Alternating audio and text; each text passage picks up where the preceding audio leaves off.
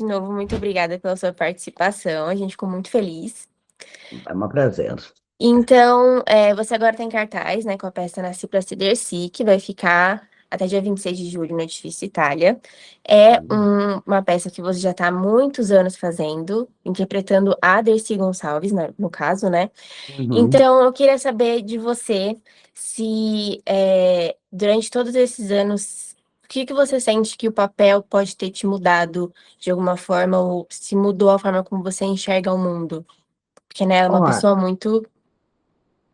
Olha, são 3 anos, né? Nós estreamos em janeiro de 2023, quando fazia exatamente 15 anos que a Dercy tinha falecido.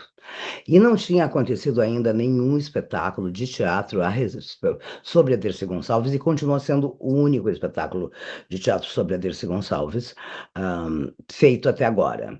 E ela é uma mulher de teatro muito importante, né? O que me mudou, na verdade, eu não te digo assim que me mudou, mas o que me acrescentou muito foi o meu processo de me aprofundar mais na vida da Dercy Gonçalves, ah, estudar mais através né, da proposta de fazer a personagem pelo Kiko Rieser, né, que é o autor e diretor do espetáculo.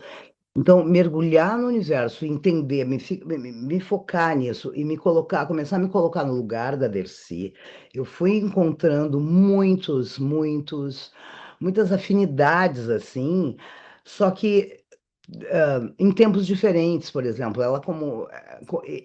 ela foi uma mulher assim que não cabia em lugar nenhum, em caixinhas, que quiseram moldá-la, que quiseram, sabe, subjugá-la. Não, Dercy, não. Ela sempre foi uma mulher de vanguarda, com ideias muito avançadas, com uma personalidade muito forte. Por isso ela foi taxada de puta.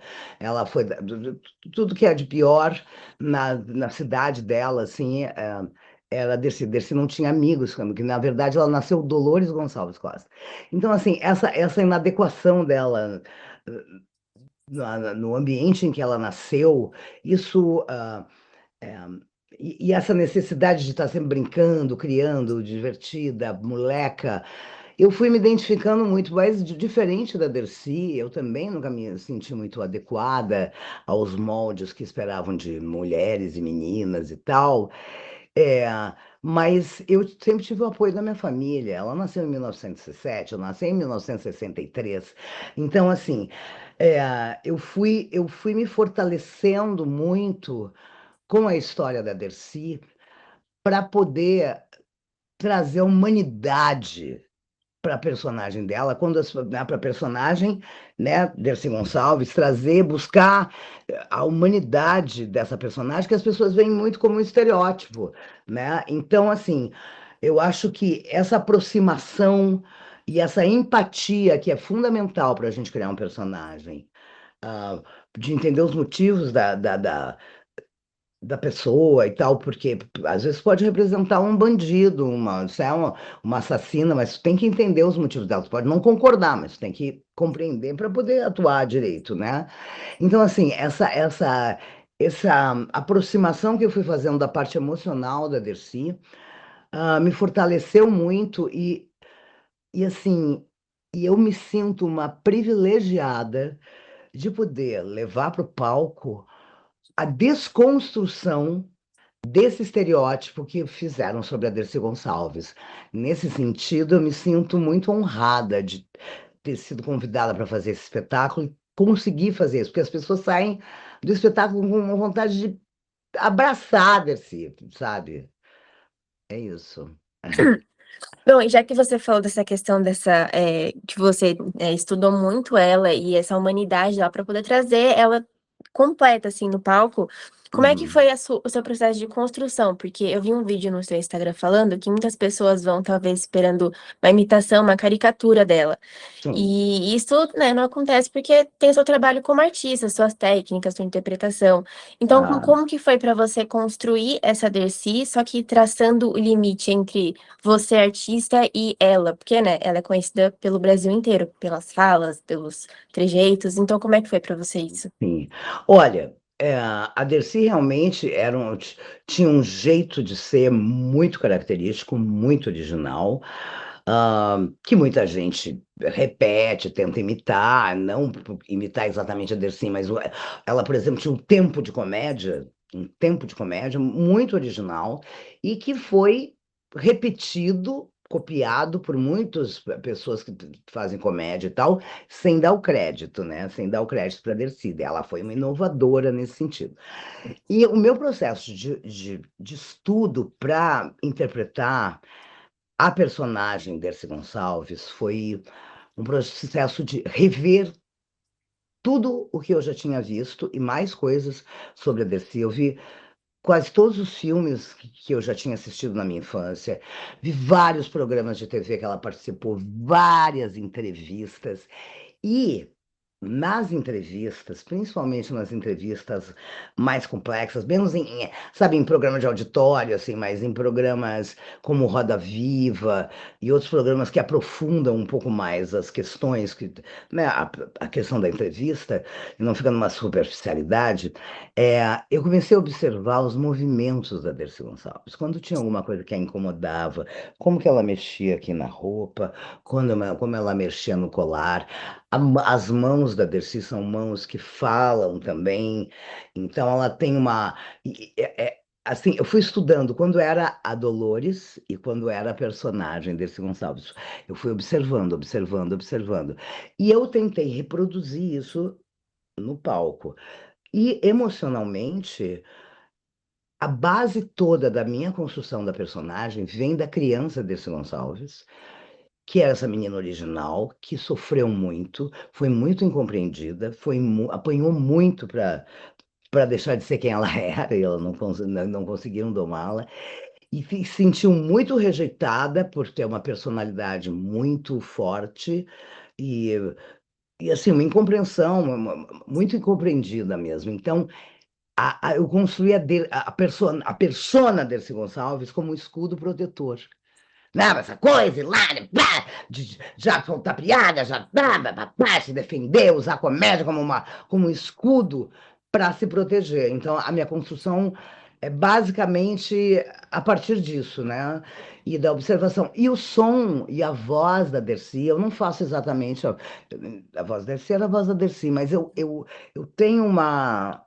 Ela tinha uma melodia nas falas, uma maneira de falar, que é uma maneira um pouco da época, que as pessoas falavam assim, com uma coisa assim, e eu tenho isso muito presente na minha memória auditiva, porque eu tinha tias, mãe e tal, havia uma maneira de falar, assim, dos anos 70, 60, que tinha essa melodia e que estava muito próximo, então foi muito fácil para mim reproduzir isso.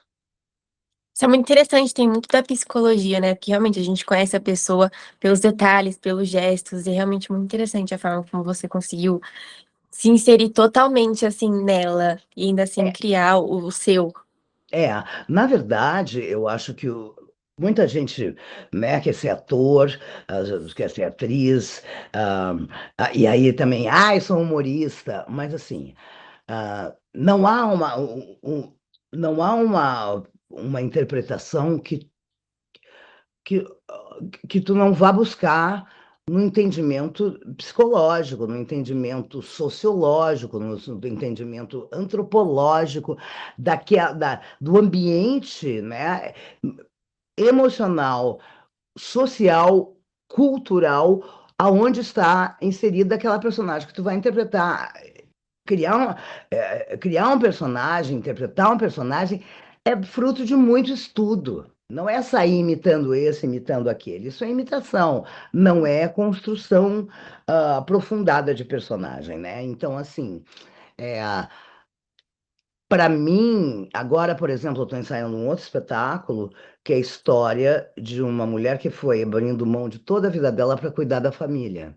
E ela se vê, nesse momento, trancada num apartamento com uma guardiã dos pertences da família, e ela foi botando fora as coisas dela para abrir espaço para as coisas da família. Então, assim, é um processo de anulação, né? É uma gaiola, vive numa gaiola. Então, assim.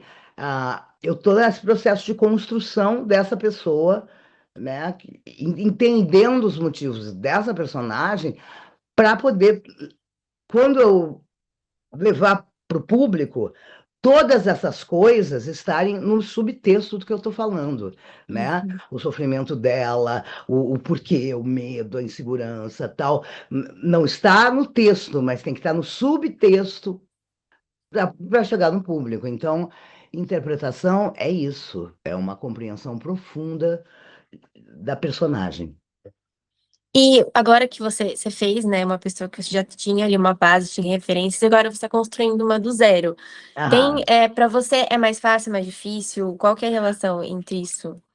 eu acho que fazer Dercy foi muito mais difícil, porque é uma responsabilidade muito grande, porque as pessoas têm a imagem dela, tem aqui é muito presente, né? Então, assim, é um desafio enorme. Eu nunca tinha feito uma personagem que não fosse inventada, né? Que não fosse inventada. Agora, fazer a Dercy nossa, é pisar em ovos, foi uma responsabilidade muito grande, né? É ainda todos os dias que eu subo no palco, justamente para não cair numa caricatura, Hum, que é muito fácil, né? E para honrar essa mulher, né? Porque a gente não pode representar uma mulher como Dercy Gonçalves para tirar sarro da cara dela, né? com certeza. Não, a história dela, sem condições. E você falou, né, que todo dia é uma responsabilidade subir no palco, representar. E depois de todo esse tempo, você acha que ainda existe coisas novas que você descobre apresentando, interpretando ela no espetáculo? Tem, sempre tem. Às vezes é um tom de uma fala, é um jeito de contar um negócio, é um olhar que tu dá antes, que tu prepara o público para receber o que vem depois, sabe? Eu me lembro que tem um momento que a Dercy, a personagem, fala assim: mas eu levo uma vida tranquila, pratico esporte todos os dias. Aí ela vai saindo, aí ela perguntava. Bingo é esporte, né? Aí, ah, com o tempo, eu fui descobrindo novas formas de dizer isso. Eu pratico esporte, eu levo uma vida tranquila, pratico esporte todos os dias. Bingo é esporte, né? Então, assim, são pequenos detalhes que aí, quando eu viro, a plateia já. Aí vem. Né? Vem uma molecagem, né? Então, assim, eu descubro inúmeras possibilidades.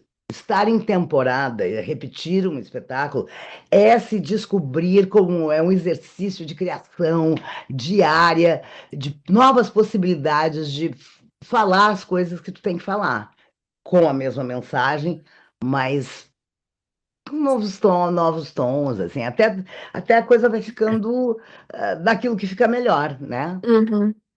E então, tipo, a plateia, claro que tem muito, um papel muito grande nisso, porque você tira a média deles, de como eles estão reagindo.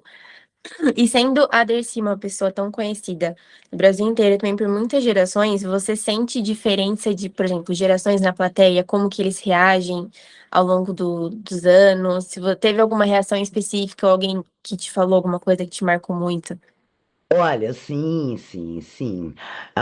Eu acho assim, a moçada, né? A moçada que vai ver, porque se encanta, né? Pela força e por entender a, hoje, ter um entendimento de como a Dercy foi uma mulher de vanguarda, como foi Rita Lee, foram várias mulheres, entendeu? A importância dela e também e fica imaginando, eu acho que se remete pro tempo da Dercy, o que ela deve ter sofrido, entendeu? Como é difícil tu ser original, tu ser tu mesmo, o quanto dói tu levantar a bandeira das coisas que tu acredita no contrafluxo da sociedade. Então, acho que os jovens hoje conseguem, por termos uma sociedade que rompeu muitas coisas e que veio avançando desde do século passado, enfim, né? E então, tem uma dimensão maior. Eu vejo que algumas pessoas, por exemplo, Tem pessoas que são fãs da Dercy, que sempre foram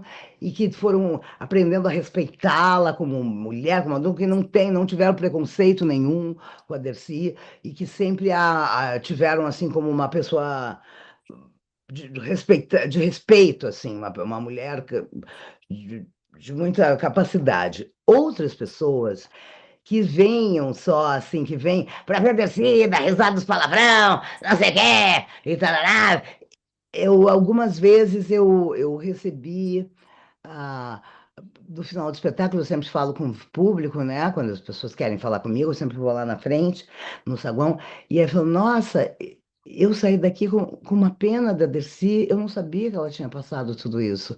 Nossa, e a gente imaginava uma coisa completamente diferente dela na minha época. Que importante esse espetáculo. Então, assim, eu acho que cada um também bate para cada pessoa de uma maneira, né? Quem quer rir, só ri, ri. Quem quer se emocionar, porque tem momentos muito emocionantes, quem quer entender que o espetáculo é a vida, fala sobre a vida como ela é, a gente chora, a gente ri, a gente gargalha, a gente se sente traída, a gente enfrenta o mundo, é isso, assim, um pouco.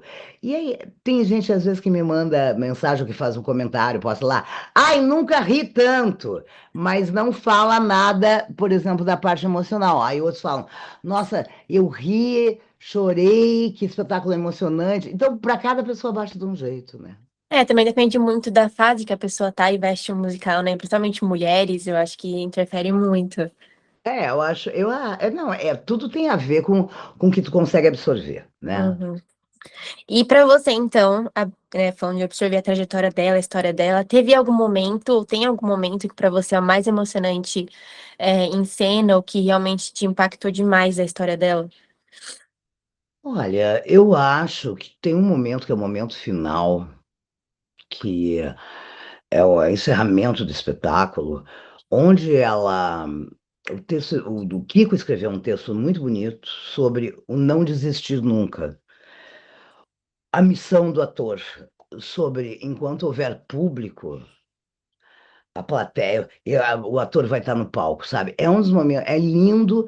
Ele fala muito sobre a nossa existência, sobre a nossa persistência, sobre o porquê que a gente escolheu, de certa forma, essa coisa de lidar com o público, não foi trabalhar num banco, não foi, sabe? A emoção, essa troca. Então, é assim, é um momento muito emocionante do espetáculo que eu me identifico profundamente porque fala do voltar a fazer, do repetir, do estar lá no dia seguinte, independente de ter público, de não ter público, mas ah, como é bom a gente, quando a plateia foi aquela alegria, né? Aí a cortina se fecha, a gente vai para o camarim e a gente só agradece. A gente só agradece, agradece por ter pessoas com quem a gente possa ter trocado, agradece, ah, né, por estar conseguindo ter saúde para executar a profissão e agradece aos deuses, né, porque é, quem tem uma profissão ou uma atividade que gosta de fazer, a gente está sempre grato, né? É, isso é verdade. E também é muito de acreditar em você mesma, né? Realmente nunca desistir das suas próprias bandeiras, como você falou que a gente tá sempre levantando, né? Mas às vezes a gente não acredita, é normal a gente se duvidar, é normal, a dúvida é importante, porque quem acha que tem todas as certezas não evolui, né? Eu já tive certezas absolutas na minha vida, que depois eu fui vendo que com a maturidade, à medida que eu fui aumentando o meu conhecimento ao redor do que eu pensava, e comecei a trocar, comecei a ver, olha, não é bem assim, talvez possa ampliar por aqui, ampliar por ali. Então, acho que assim, a gente tem a alma, que é o que a gente é, e tem as nossas, às vezes, nossos sonhos, nossos mitos, nossas coisas, e a gente vai andando pela vida e a vida vai ajustando à medida que a gente amadurece. E isso é muito legal. O que a gente não pode desistir é da gente. Mesmo com dúvida, mesmo com dor, mesmo com o mundo inteiro contra ti, a gente não pode desistir de nós. Tem toda a razão. Né? E você já falou bastante, né, sobre o que o espetáculo representa para as pessoas, as diferenciações que eles têm, mas o que você gostaria que eles levassem depois para a vida, de reflexão, depois de assistir essa peça? Uma coisa que eu tenho uma frase que eu falei uma vez, no podcast viralizou, eu sempre falo no final do espetáculo, eu divido com as pessoas, que foi uma frase que eu inventei para mim mesma, né, para seguir os dias, que é a seguinte: bem-aventurados os inadequados, porque é deles o reino da originalidade, Nossa, é realmente né? é para pensar. É, eu sempre falo com o público essa frase, porque ah, tu tá no padrão, tu tá enquadrado, tu tá dentro dali do sistema, pode ser muito confortável para algumas pessoas, mas para outras, não. E essas pessoas não cabem naquele lugar, elas não cabem e elas rompem. E quando elas rompem, elas inventam coisas novas, né? E tem inclusive um livro que virou um espetáculo maravilhoso, que é Alma e Moral, que fala que o nosso corpo é o nosso limite, né? Mas a nossa alma, ela quer a expansão. A alma é imoral. O moral é o corpo social, o nosso corpo que faz parte de uma sociedade. Então, assim, se a alma não fosse imoral e quisesse se expandir, nós não evoluiríamos como civilização, né? Isso é muito bonito. É muito legal você falando, porque eu me identifico muito com a questão da histeria mesmo, que a gente passou por muitas ideias de caixinhas que a gente sempre é enquadrada, e quando a gente começou a pensar, não, mas e se a gente for por outro caminho, e se a gente for pelo caminho que a gente gosta, que a gente pensa, e as coisas parecem que até fluem melhor quando você realmente se liberta, assim, e vamos tentar e vamos ver no que dá, e a gente, vamos resolver. Exato. Porque uma ideia nova, geralmente recebe muitos nãos, né? Recebe muitas necessidades de enquadrar, porque não é todo mundo que tem coragem de botar uma ideia na roda e ser criticado, Hum. né? É, então, assim, é muito importante a gente ir atrás do que a gente acredita, né? Pode ser que a gente estivesse errado, mas tem que ir. Como é que tu vai saber? Como é que tu vai saber o que que Exatamente. tem? Como é que tu vai saber o que que tem depois do muro se tu não subir lá e não olhar, né? Como é que a Eu, gente vai saber ou não se a gente não tentar ir atrás do não, né? exato. Então, acho que os nossos limites, quem constrói somos nós. A partir da vida, das coisas que a gente viveu. Às vezes a gente resolve ir por aquela rua, a gente se arrebenta toda. Aí volta, e aquela rua não é boa para mim. Mas não adianta. Quem tem sede de viver e de conhecimento, vai se arriscar. Vai se arriscar. Tem toda a razão. Ah, E falando então da sua sede, da sua liberdade como artista, falando agora um pouco da sua carreira, você tem uma hum, carreira muito extensa, de muitos anos de experiência, passou por teatro, televisão e principalmente marcada, né, no humor. E eu queria hum. saber, se você sente que hoje existe uma valorização, um reconhecimento artístico maior do humor, da comédia, tanto, né, a comédia em si, quanto dos atores de comédia. Você sente essa diferença? Olha, eu vou te falar uma coisa. A comédia sempre foi fundamental para a sanidade do entorno social, né? Eu acho que ahm, a gente, todos os tempos, né?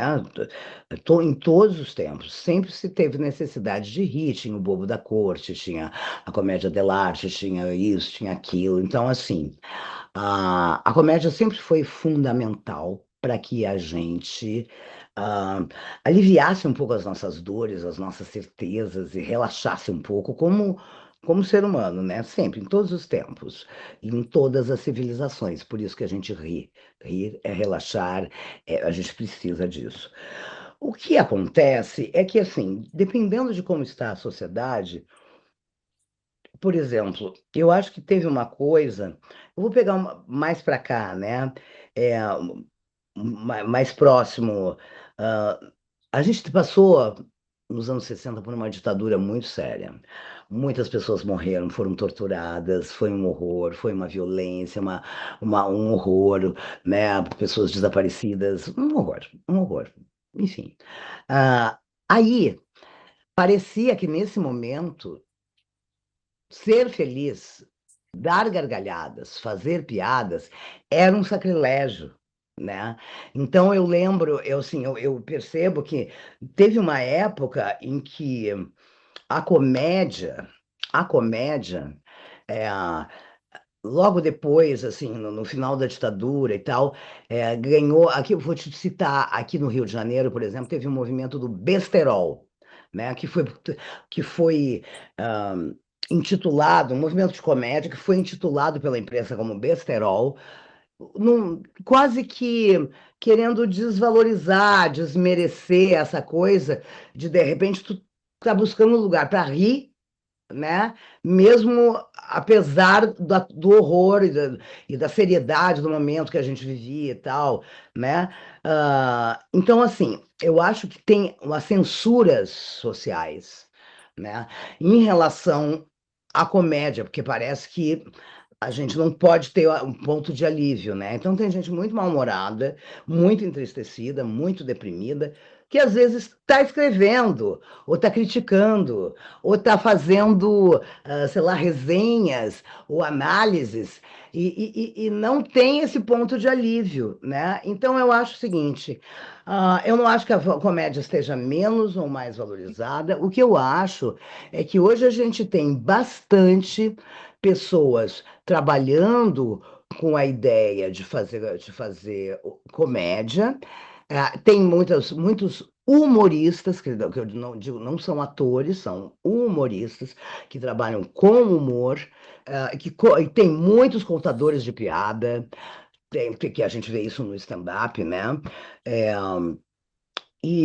então a gente tem um ambiente muito favorável para as pessoas irem aliviar suas tensões. Eu acho que é isso, não acho que esteja mais valorizado ou menos valorizado. Agora, se a pessoa quiser ir ver um drama, taranana, ela vai, entendeu? Tem para todos os gostos.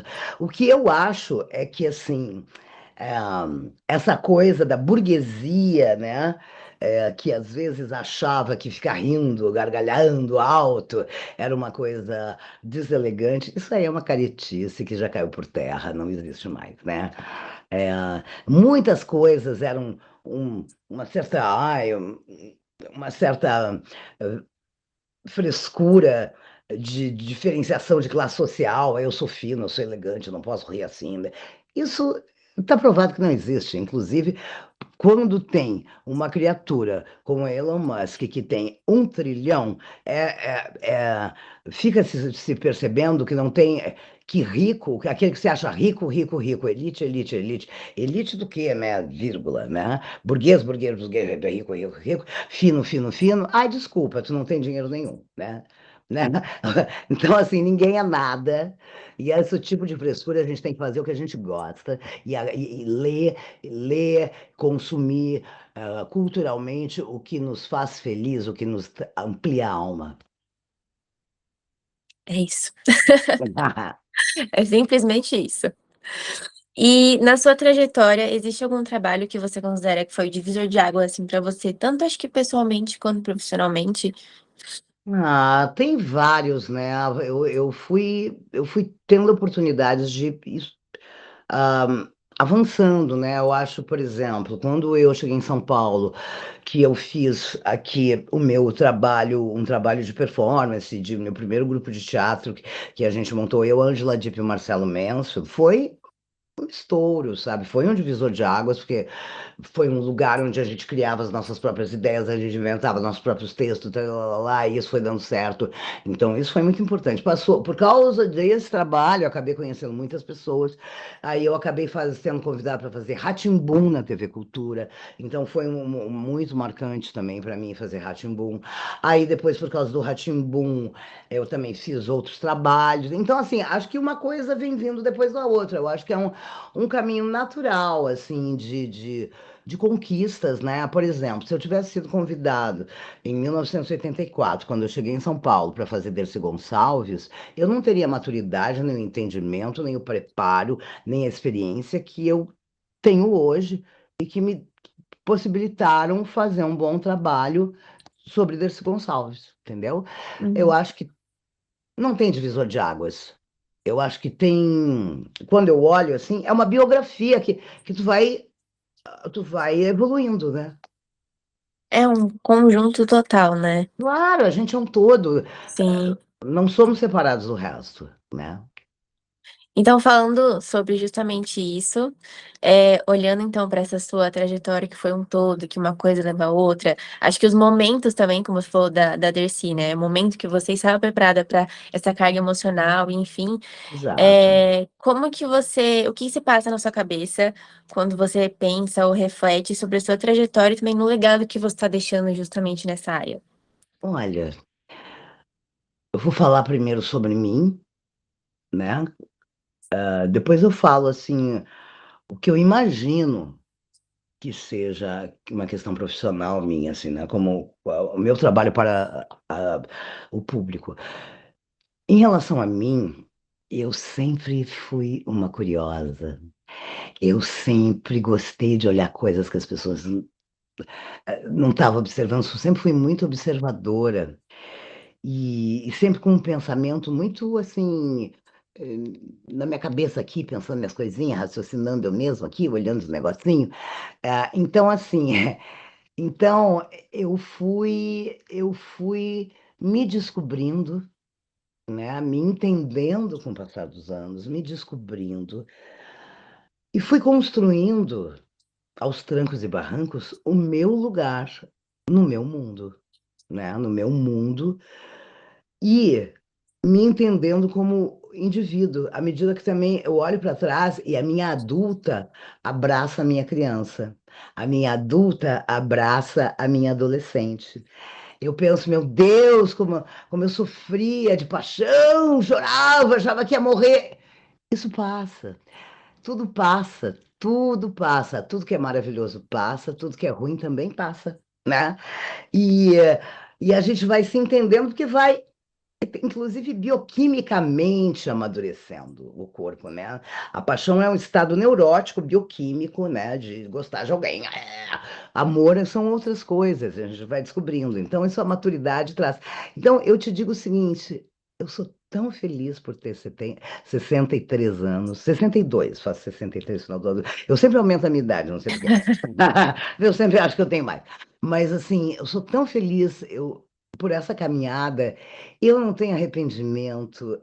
Eu, é exatamente isso. Eu pego a minha criança, a minha adolescente, a minha jovem adulta do colo. Eu perdoo as minhas ignorâncias. Eu perdoo as minhas certezas absolutas que não eram verdade. E eu acho que está tudo certo. Acho que está tudo certo. Eu tenho eu me sinto realizada, assim, como ser humano, no meu processo, né? Eu tenho muitas questões da minha, eu no meio do mundo, né? É, questão financeira, isso, aquilo, essa luta do dia a dia que todos nós temos, entendeu? Uma realização não é só uma questão de trabalho e tal, enfim. Mas assim, tem muitas coisas ainda que eu estou ajustando, mas eu como pessoa, eu sou feliz. Eu tenho meu caminho dentro de mim, assim, eu gosto de quem eu sou. Em relação à minha questão profissional, eu acho que eu fui construindo uma carreira de muita verdade, de muita intensidade, sabe? Eu tive grandes fracassos, tive enormes sucessos e depois grandes fracassos, mas eu nunca deixei de tentar emocionar as pessoas e levar alguma coisa adiante. Então, assim, sempre com muita verdade. Então, assim, o meu trabalho, de certa maneira, me arrancou muito da minha saúde também. Porque são noites sem dormir, noites e noites trabalhando, e durante o dia também trabalhando, e tô com uma dor na perna, mas eu não posso fazer nada, tenho que ir pro palco, e tô com tosse, vai com tosse mesmo. Eu fiz uma cirurgia, não pode estar de repouso, mas eu não posso, eu tenho que trabalhar. Então, assim, eu dei o meu corpo e a minha força para estar em cena. Então, eu acho que, por exemplo, eu vejo coisas agora. Ai, tô com um pouquinho rouco. Não posso trabalhar. Desculpa. Eu venho de uma Que bom que a pessoa tem essa possibilidade, mas eu não tive. Então, assim, um ator que trabalha com o seu corpo e que entra no palco com uma responsabilidade enorme do que ele vai levar para o palco e ele vai levar para o público, aquelas pessoas que saem das suas casas e vêm assistir. Então, assim, é de uma responsabilidade, por exemplo, quando eu pego um avião, eu estou sempre de máscara, porque eu não posso ficar sem voz, eu não posso pegar uma gripe, eu, eu, eu tenho que ficar bem porque eu preciso comunicar, né? Eu preciso comunicar. Preciso cantar, preciso falar.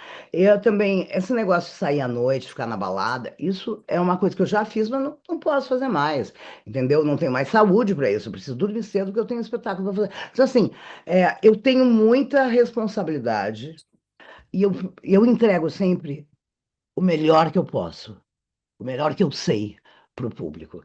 Isso eu acho que é uma coisa que marca, né, a minha trajetória.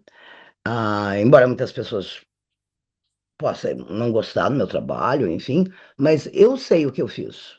Né? Eu sei os limites que eu ultrapassei, eu sei tudo que eu mandei, né, que eu tenho mandado quando eu estou em cena, e para mim é o meu melhor. E eu achei muito interessante que você respondeu, né, separando você pessoa como artista.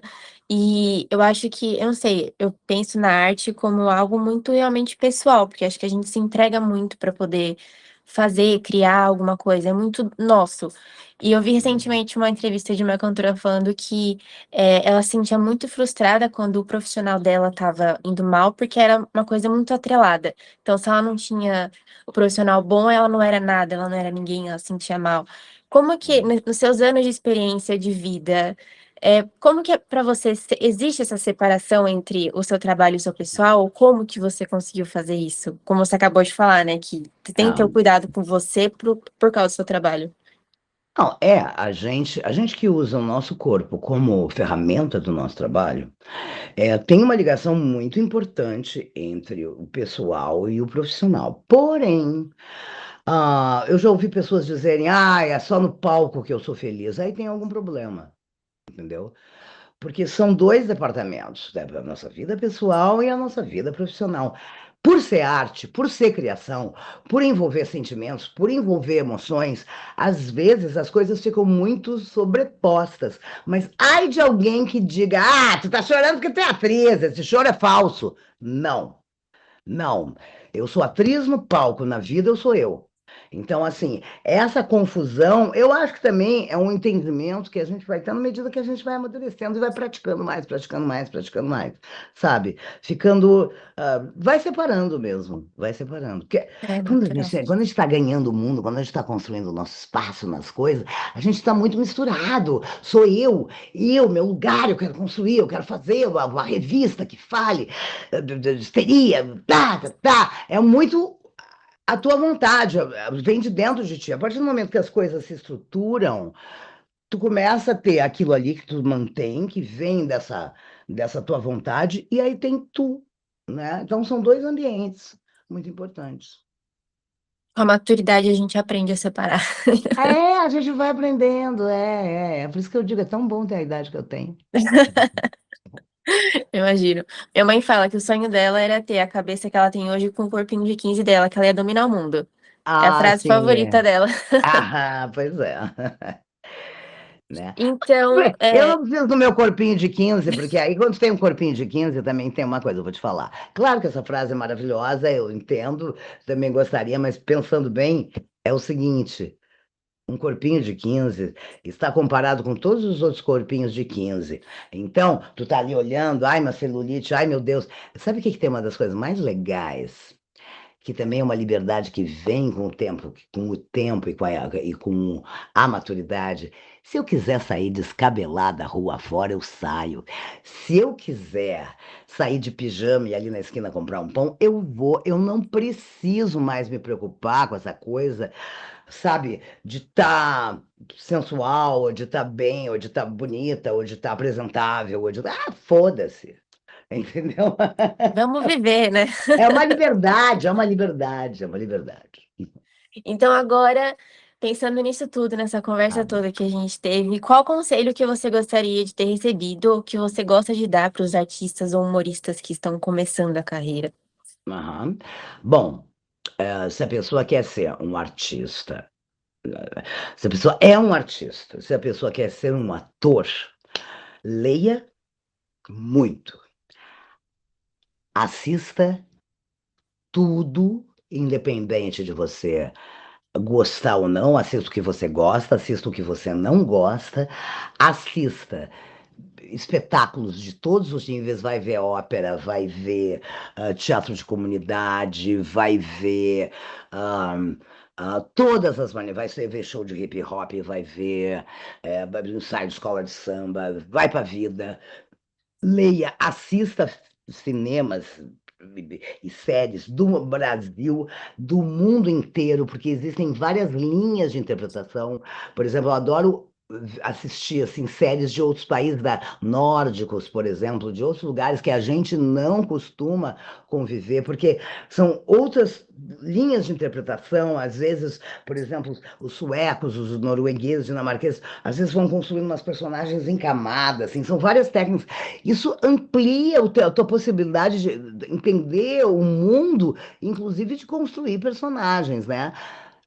Agora, para quem é humorista e trabalha especificamente com humor, o que eu gostaria de dizer é o seguinte: se você quer ser só um humorista, ficar, né, trabalhando só com humor, contando piada, né, e não um comediante que é um ator mais complexo, tenha responsabilidade sobre as coisas que tu leva para o palco, porque se vem gente te assistir, a gente tem uma responsabilidade muito grande da mensagem que a gente leva para as pessoas.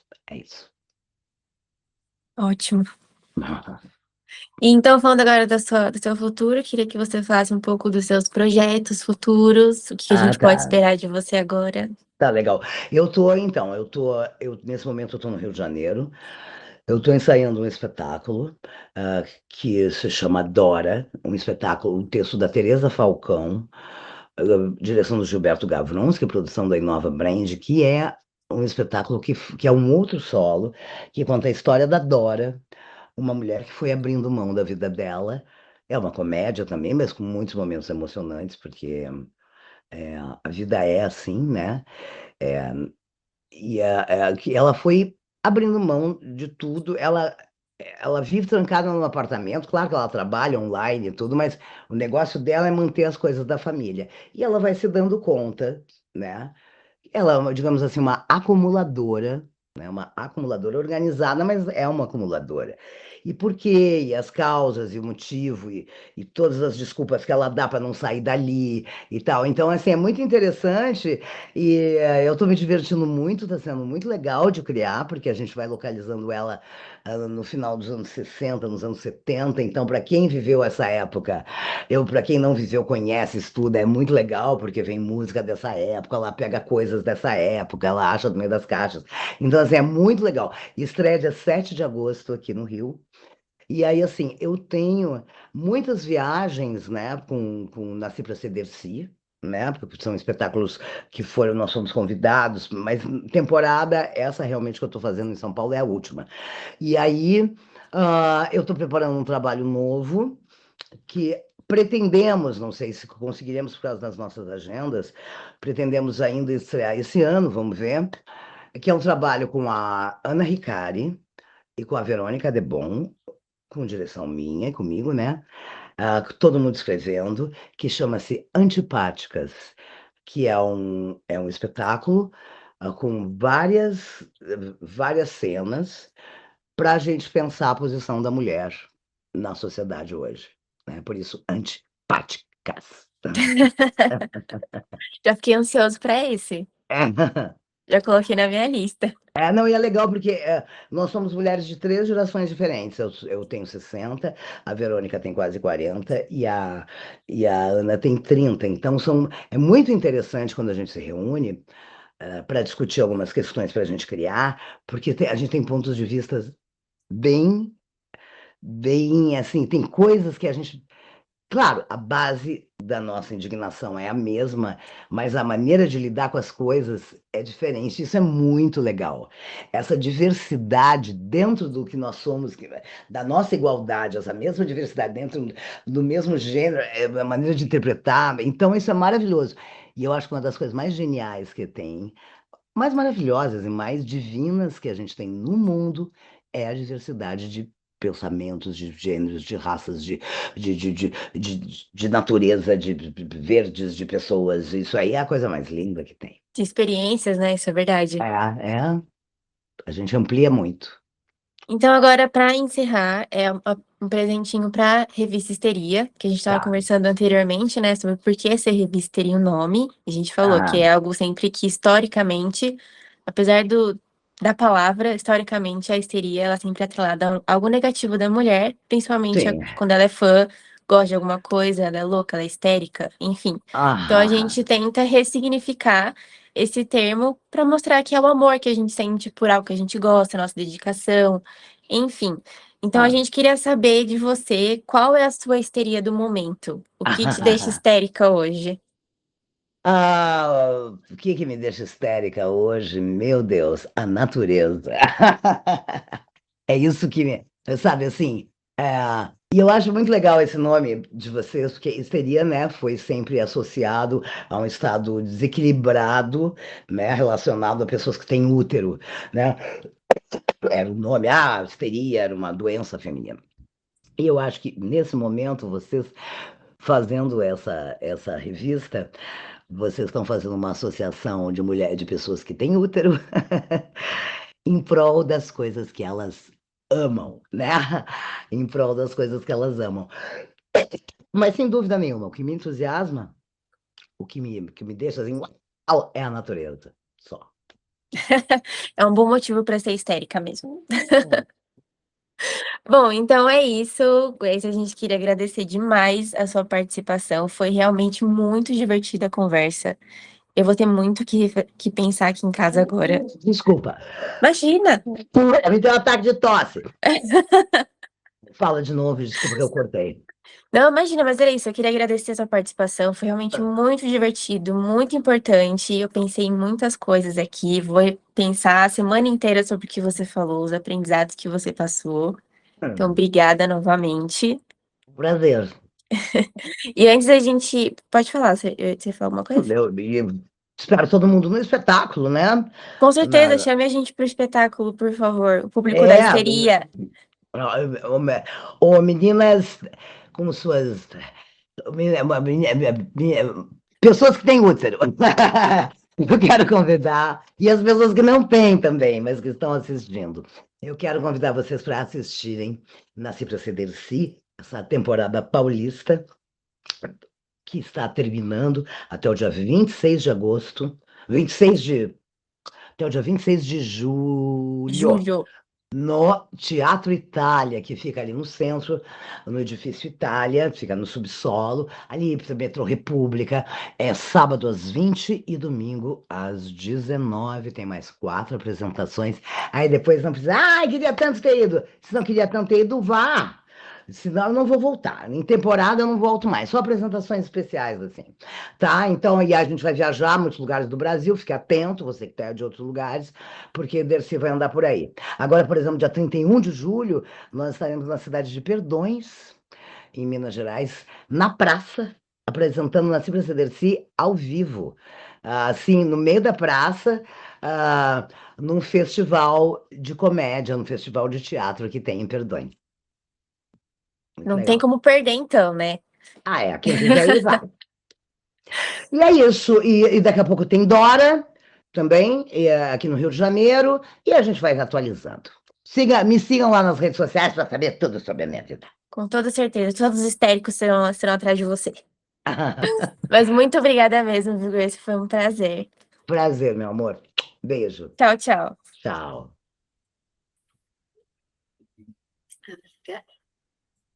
Oi! Deixa eu tirar. Tudo bom? Amiga, só deixa eu te confessar uma coisa. Ah, Eu não gravei a tela porque eu fiquei com medo do problema que aconteceu ter sido porque eu tava gravando também a tela do iPad e aí ter ah, dado algum BO no Meet. Então, eu tá fiquei com bom, medo de tentar no meio da, amiga. da entrevista. Sem problemas, a gente faz igual da outra vez. É, mas a gente De pode novo. testar na próxima e ver se realmente o problema é isso. Eu vou parar agora a gravação.